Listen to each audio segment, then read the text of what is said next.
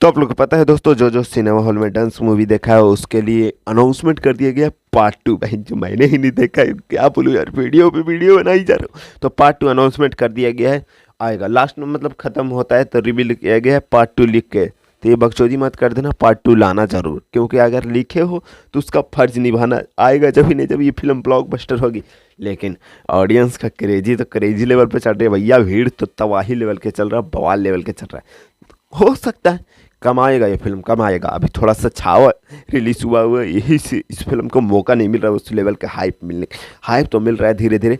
ये खेसारी लाल यादव प्रमोशन है, जब पुष्पा, अरे यार, डांस टू देखते हैं कब तक आता है। रिवील तो कर दिया गया है, तो मान लीजिए 1-2 साल बाद ही 2027 तक आ सकता है।